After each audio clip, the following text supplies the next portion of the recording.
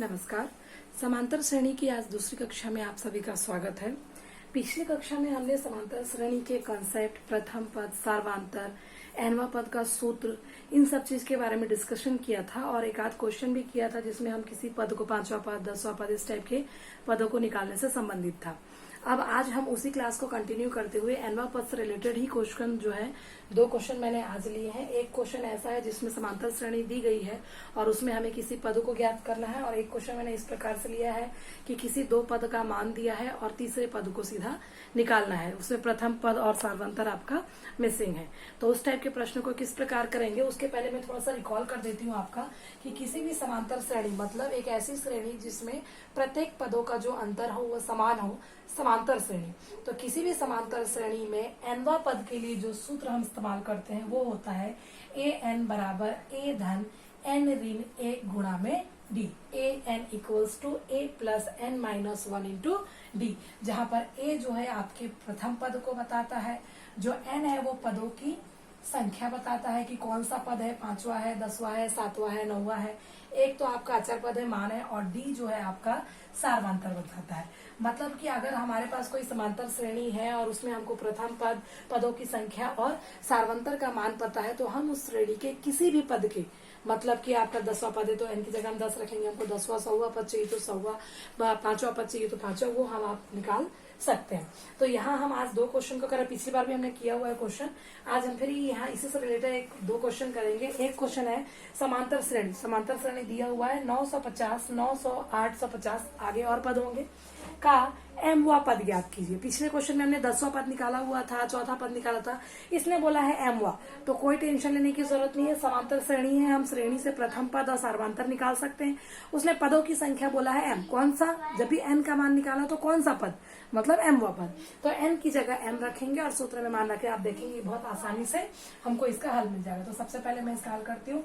दी गई श्रेणी क्या दी हुई है भाई, श्रेणी में आपके पास 950, 900, 850 डैश डैश डैश डैश आगे श्रेणी है। जब हमारे पास कोई श्रेणी है तो हम क्या करते हैं, सबसे पहले यहाँ प्रथम पद को किससे प्रदर्शित करते हैं, a से। a बराबर मतलब क्या है अपने पास 950। फिर सार्वंतर निकालते हैं। सार्वंतर किस प्रकार से निकलता है, d बराबर होता है a2 माइनस a1 या a3 माइनस a2। इन दोनों का मान आपका क्या होना चाहिए, हमेशा समान आना चाहिए। a2 मतलब 900, a1 मतलब 950। तो 900 में से 950 घटाएंगे तो कितना आएगा, 50। बड़ी संख्या के सामने ऋण है तो ऋण 50। ये मैं नहीं निकालूंगी तो भी चलेगा, लेकिन दोनों से निकालने से क्या है, हमारा कैलकुलेशन एकदम करेक्ट रहेगा और श्रेणी समांतर है कि नहीं वो भी साथ साथ में हमारे पास क्लियर होता जाएगा।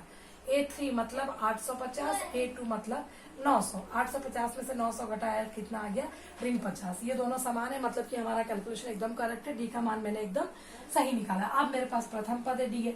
कौन सा पद ज्ञात करना है, mवां पद। तो सबसे पहले हम सूत्र लिख लेते हैं, चूंकि nवां पद बराबर n बराबर क्या लिखते हैं, a plus n minus 1 into D. मान रखते जाते हैं, हमको mवां पद चाहिए। ये किसका सूत्र है, nवां पद, तो n की जगह हम क्या रख देंगे, m। तो a m बराबर a का मान कितना है हमारे पास 950, तो हम 950 रख देते हैं। धन का धन, n का मान यहाँ 5, 10, 11, 12 नहीं है, बल्कि क्या है, m है, तो हम सीधा n की जगह m रख देंगे। ऋण 1, d का मान क्या है, ऋण 50। अब इसको सोच के ज्यादा को मतलब कंफ्यूज नहीं आ रही है, m पद कैसे निकलेगा। ठीक है, हमको नहीं पता कि m पद कैसे निकलेगा, लेकिन हमको जो चीजें पता है, समांतर श्रेणी है, प्रथम पद निकाल सकते हैं, सार्वंतर निकाल सकते हैं, nवां पद का सूत्र है, उसने बोला mवां पद, हम बस क्या कर रहे हैं, सीधा सीधा मान रखते जा रहे हैं। अब जो भी कैलकुलेशन होगा, गुणा भाग काम वो करेंगे, लास्ट में जो आएगा वही हमारा उत्तर होगा। तो 950 भाई, अब ये हल तो मतलब m में से एक तो घट नहीं सकता क्योंकि m एक अज्ञात राशि। कोष्टक खोलते, ऋण 50 का गुणा जब धन m से करेंगे तो कितना आएगा, ऋण 50 है। ऋण 50 कितना हो गया आपका, धन 50। 950 और 50 दोनों अचर राशि है, बगैर m के हम आपस में जोड़ सकते हैं, तो ये आपका आ गया 1000 और ऋण 50 m। क्योंकि ये वाला पद m वाला है, ये वाला पद बगैर m वाला है, तो आगे हल नहीं हो सकता। तो जब आगे हल नहीं हो सकता तो यही हमारा क्या है, हल है कि mवां पद बराबर a m बराबर 1000 ऋण 50। में अगर 5वां बोला होता तो हम m की जगह 5 रख देते, हमको 5वां पद मिल जाता। 15वां बोला होता तो m की जगह 15 रख देते। तो इस सवाल में कोई खास दिक्कत थी नहीं, समांतर श्रेणी थी, प्रथम पद सार्वंतर निकाल लिया और nवां पद के सूत्र का प्रयोग करके mवां पद निकाल लिया। चलिए, इसको समझ में आ गया होगा। अगर कोई डाउट हो तो आप कमेंट कर दीजिएगा। नेक्स्ट क्वेश्चन चलते हैं। नेक्स्ट क्वेश्चन क्या है? नेक्स्ट क्वेश्चन मैंने किससे रिलेटेड लिया हुआ है कि यदि किसी समांतर श्रेणी का, ये आपके प्रश्नावली का ही प्रश्न है, यदि किसी समांतर श्रेणी का कौन सा, एक सेकंड, ये प्रश्न थोड़ा यदि किसी 11वां पद है, सॉरी प्रश्न अधूरा रह गया था।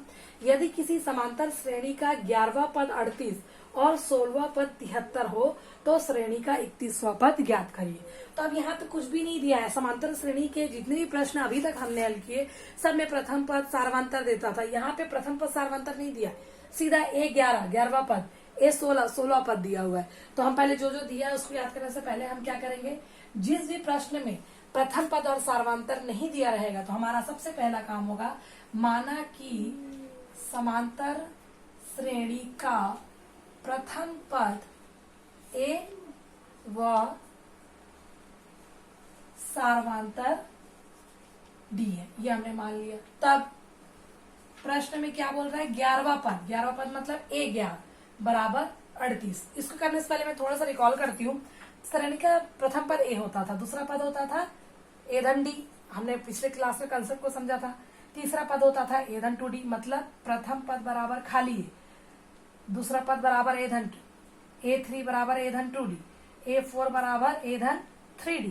इसी तरह मैंने आपको सूत्र निकाल के दिया था कि इसी तरह डैश डैश अगर n करेंगे तो ये चौथा पद है तो 4 से 1 कम 3, तीसरा पद है तो 3 से 1 कम 2। मैं इसको ऐसा भी लिख सकती थी, 1 धन 2 ऋण 1 D, सॉरी 3 ऋण 1 D, मतलब जो पद है उससे 1 कम। तो यहीं से हमारा सूत्र निकला था an बराबर A धन n ऋण 1 D। तो इसी तरह यहाँ पे 11वां पद है तो मैं चाहूं तो मैं पहले सूत्र लिख सकती हूँ, an बराबर A धन n ऋण 1 D। फिर 11वां के लिए n की जगह 11 रखूंगी, A धन 11 ऋण 1 D। तो 11 में से 1 घटाया कितना आया, 10। तो कितना आ गया आपका, A11 बराबर A धन 10 D। तो मैं चाहूं तो इतना सारा लंबा करूं या फिर समांतर श्रेणी को समझते हुए, मैंने क्योंकि आपको पहले भी ये चीज एक्सप्लेन किया तो ये मैं मानती हूँ कि आपको पदों को लिखने में मेरे ख्याल से उतना प्रॉब्लम नहीं होता होगा कि अगर पहला पद है तो खाली A, दूसरा पद है तो A धन 1 D, दूसरा पद है तो 1 D, तीसरा पद है तो 2 D, चौथा पद है तो 3 D। तो इसी प्रकार अगर 11वां पद है तो कितना होना चाहिए, A धन 10 D। तो डायरेक्ट मैं इसको लिख सकती हूँ, A धन 10 D बराबर 38। इसको मैं मान लेती हूँ समीकरण नंबर 1। इसी तरह 16वां पद 73 है बोला, पुनः प्रश्नानुसार क्या बोल रहा है, A16 बराबर A16 बराबर आपका है 73। तो 16वें पद को क्या लिख सकते हैं, 16 पद मतलब 1 कम, मतलब A धन 15 D। तो ये आ गया 15 D बराबर 73। अब देखिए खाली इन दोनों का तो आपस में कुछ नहीं कर सकते, एक अलग अज्ञात राशि, D एक अलग राशि है, यहाँ एक अलग अज्ञात राशि, यहाँ D अलग राशि है। अब अगर आप इसको ध्यान से देखेंगे तो आपने इस टाइप के प्रश्न किए थे, x धन 3y बराबर 5 या 15, इस टाइप का कोई समीकरण अगर याद आ रहा होगा तो ये है आपका दो चरों का रैखिक समीकरण। और दो समीकरण हमारे पास यहाँ पे मिल गए हैं। दो चरों के रैखिक समीकरण को हल करने की बहुत सारी विधियां, हमने 3 विधियां बेसिकली पढ़ी थी। उसमें से सबसे मतलब अच्छा विधि जो इस टाइप के प्रश्नों के लिए आपके लिए मैं बिल्कुल सजेशन करूंगी कि हमेशा आप इसमें विलोपन लगाइए। कारण इसमें गुणांक का कोई टेंशन नहीं है क्योंकि A धन में ही आता है, सीधा गुणांक A रहता है। अगर मैं समीकरण 1 और 2 को घटा दूं, विलोपन विधि का प्रयोग करूं तो ये और A विलोपित हो जाएंगे और खाली मेरे को डायरेक्ट D का मान मिलेगा। और उस D के मान को या तो समीकरण 1 या तो समीकरण 2 में रखूंगी तो पूरा मिल जाएगा। तो इसीलिए मैं क्या कर रही हूँ, समीकरण 1 ऋण समीकरण 2। क्यों, क्योंकि मुझे निकालना है 31वां पद। 31वां पद मतलब क्या होना चाहिए, A31 बराबर A धन 30D। तो मेरे को A और D दोनों का मान चाहिए। तो A और D दोनों का मान हम किस प्रकार से निकाल सकते हैं, जब हम इन दोनों समीकरण को हल करेंगे। तो चलिए समीकरण 1 से 2 को घटा देते हैं। A धन 10D बराबर 38, उसके बाद A धन 15D बराबर 73। घटा रहे हैं, नीचे का चिन्ह बदल जाएगा, यहाँ धन है तो ऋण, यहाँ धन है तो ऋण, यहाँ धन है तो ऋण। A में से A घटाया, कैंसल, 0 आ गया। 10D में से 15D घटाया तो कितना आएगा, ऋण 5D। क्यों, क्योंकि 15 बड़ी संख्या है, बड़ी संख्या के सामने ऋण का चिन्ह।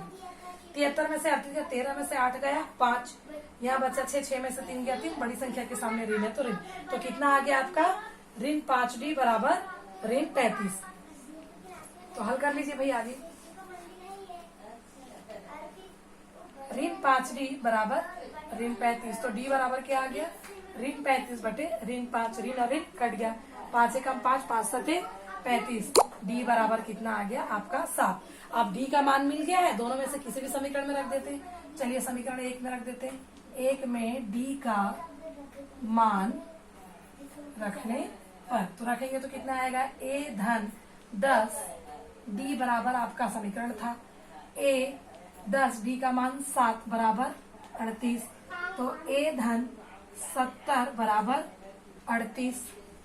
तो पक्षांतर करेंगे तो a बराबर 38 ऋण 70। घटा लेते हैं, 10 में से हट गया 2 बाकी, 6 में से 3 गया 3। बड़ी संख्या के सामने किसका चिन्ह है, ऋण का, तो ऋण। तो अब a का मान मिल गया मेरे को ऋण 32, डी का मान मिल गया मेरे को 7। प्रश्न में बोला है कि 31वां पद निकाले, तो मैं डायरेक्ट लिख सकता, हो सकता है ये प्रश्न यहीं पे भी खत्म हो सकता है कि ये बोला होता है कि सिर्फ पद है तो a और d का मान निकाले, लेकिन इसने प्रश्न को आगे बढ़ा दिया 31वां पद। तो सीधा a 31 बराबर कितना होना चाहिए, a धन 30 डी। मैंने डायरेक्ट लिख लिया है। a का मान मुझे मिला है ऋण 32 30 और d का मान मुझे मिला था 7। तो कितना आ गया आपका ये ऋण 32 धन 3 7 21 210। तो अब घटा दीजिए, कितना आएगा आपका, 10 में से 2 गया 8 बाकी और इधर बचा 10 में से 3 गया 7, 178। तो a 31 का आपको मान मिला 178। प्रश्न क्या था कि समांतर श्रेणी का 11वां पद दिया था, 16वां पद, मतलब कोई भी 2 पद दिए हुए थे और किसी अन्य पद का मान निकालने बोल रहा था। आपको बताया किसी भी समांतर श्रेणी के किसी भी पद को निकालने के लिए आपको a और d की आवश्यकता होती है। इसमें नहीं था तो हमने पहले जो जो प्रश्न में दिया है उसको लिख लिया। पहले a और d को मान लिया कि समांतर श्रेणी का प्रथम पद और सर्वांतर है। a 11 दिया था 38, 11 का मतलब a धन 10 डी होता है, समीकरण 1 मान लिया। 16वां पद दिया था 73, 16 पद मतलब a धन 15 डी होता है, इसको रख लिया। अब ये 2 रैखिक समीकरण हमको मिल गए थे। हल करने की विधि पूरी तरह से आप पे है। मैं विलोपन इसलिए सजेस्ट करती हूँ कि विलोपन ज्यादा इजी पड़ता है यहाँ पे। अगर आपको प्रतिस्थापन ज्यादा बेटर लगता है तो आप इस समीकरण को प्रतिस्थापन से हल करके ए और डी का मान निकाल सकते हैं। इन समीकरण में 1 और 2 को मैंने घटाया, ए और 1 कट गया और जब इसको हल किया तो मेरे को ऋण 5 डी, इसको हल किया तो ऋण 35। ऋण 5 डी बराबर ऋण 35, तो डी बराबर मेरे पास आ गया ऋण 35 बटे ऋण 5। कैंसिल किया तो डी का मान मिल गया 7। अब डी का मान मिल गया तो मुझे ए के मान की जरूरत थी, तो मैंने ए के मान को समीकरण 1 में रखा, जिसको पक्षांतर करके हल करने पे मेरे को ए का ऋण 32 मिल गया। 31वां पद चाहिए था तो a 31 बराबर a धन 30 डी। डी के मान को हमने 7 यहाँ पे रख दिया, हल किया, जोड़ना घटाना किया तो मुझे मिला 178। तो ये था हल। तो समांतर श्रेणी से रिलेटेड, एनवा पद से रिलेटेड ये कुछ टाइप मतलब थोड़े अलग टाइप के क्वेश्चन थे, वो मैंने मतलब आपको समझाने की कोशिश की है। अगर आपको समझ में आता है तो बहुत अच्छी बात है। अगर कोई प्रॉब्लम हो रहा है, समझ में नहीं आ रहा है, तो आप बिल्कुल उसको कमेंट करिए, फिर मैं उसको दोबारा आपको और अच्छे से समझाने का प्रयास करूंगी। Thank you.